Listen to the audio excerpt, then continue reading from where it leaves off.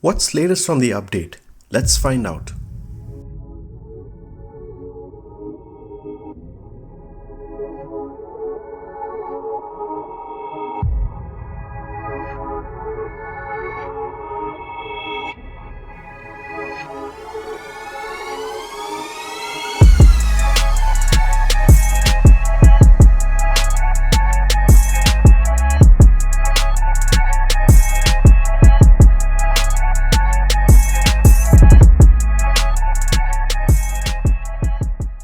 A very warm welcome to the channel, and please don't forget to subscribe and hit that bell button to make sure you get notified for future releases. It's about time for the release of Microsoft Flight Simulator's launch that's been fast approaching. Asobo Studios is opening up the hangar doors a wee bit more than the closed beta that begins this week. The build itself is available for alpha testers now. However, for the latest update, a list of new additions have been released. So the closed beta build would throw in 9 new aircrafts into the world, and new players can get a leg up thanks to the 4 new flight tutorials that gives you an opportunity to fly the Cessna 152 as you learn about traffic patterns and navigation. Based on the latest update, Microsoft has announced that the latest build for closed beta is now available for download for all alpha testers. One of the adventurous things in the latest update is if you've got a TrackIR headset, you can certainly use it while flying up high in the air, where you can take advantage of the head tracking wizard that lets you control the cockpit as well as chase cameras. A lot of you have been wondering about the VR support, and Asobo is definitely going to add that. So Microsoft new Flight Simulator is definitely a beautiful work in progress. Without a doubt, it's going to make you want to fly low and slow all over your favorite cities. And if you get lucky, you can even see your own house. The weather effects, day and night cycles, plane models, and many more things look amazing with great detail. Right now, officially, it's in beta, and there is still certainly more time to fix any last minute bugs. Both Microsoft and Asobo Studios that have been responsible for the development of this beautiful simulator are using Microsoft's AI technology in Azure that generates most of the scenery, which is based on Microsoft's Bing Map data. One of the interesting things about the latest update is the training section that lets you walk through 8 activities which could guide you to get the basics of flying a Cessna 152. Most of them can take less than 10 minutes, where you'll get a bit of a debrief after that to keep you going. If you ever prefer to fly the bigger jets like the Boeing 747 or the Airbus A320neo, you certainly will get that opportunity too. We have less than 3 weeks from the launch and should expect the team to be able to fix many of these little bugs that have been cropping up over the last few weeks. Based on looking at the latest gameplays from many users, the game looks 100%. There are certainly few bugs that could be fixed. There have been issues that include airports that still need work, and the vehicles that operate around the airport, and many other factors that include. Over the last few weeks, a lot of changes have come into place and have become official that include third-party add-ons, marketplace partners,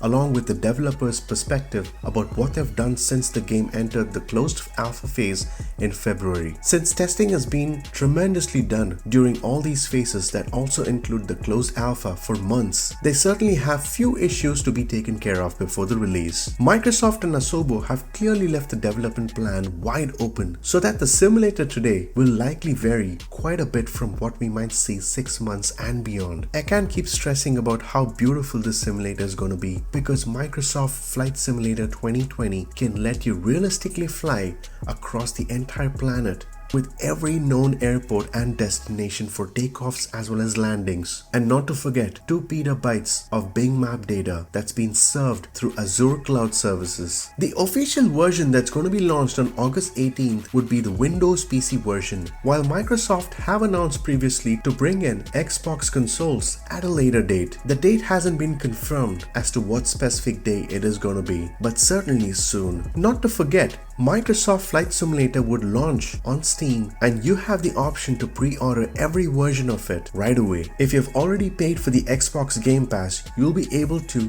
buy an upgrade to the deluxe or even the premium versions of Microsoft Flight Simulator. Some of you have been wondering about VRs. The good news is that Microsoft will support virtual reality headsets, including the VR toggle, with no additional purchases required. Asobo has put the game's VR version into a different release window, where we know for a fact that it would be working only with the HP Reverb G2 system.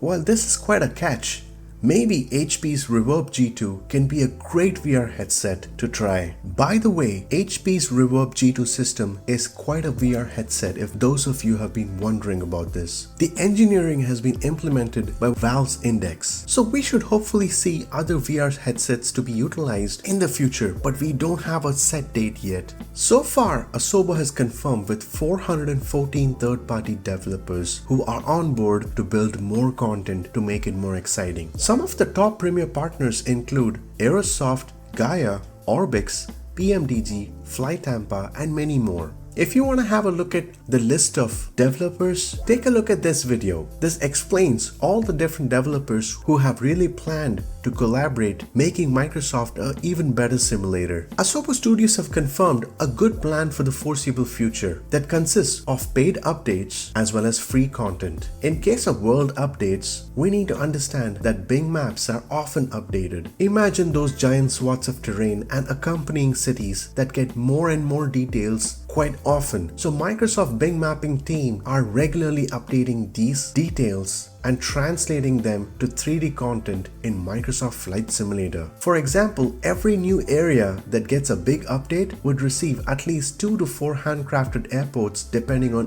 which region of the world it could be. There are many factors when it comes to aerial imagery that include translations, height fields, and playable experiences that also include landing challenges. Asobo has also confirmed that any updates to terrain and world modeling from massive to mundane data will automatically be uploaded to Microsoft Flight Simulator's cloud services. So if you play the online version, don't be surprised when you revisit this to see a brand new set of refinements to many areas that could include building models and terrain data. Never should we forget that the first product which we would receive on the 18th of August would be a beautiful product. On top of this product would be many other add-ons to make it much more exciting to the experience of flight simulation. I hope you enjoyed the video. Go ahead and subscribe if you haven't subscribed already. Please do hit a like if you like this video. That would make a difference for me. Have a good rest of the day and stay tuned, guys.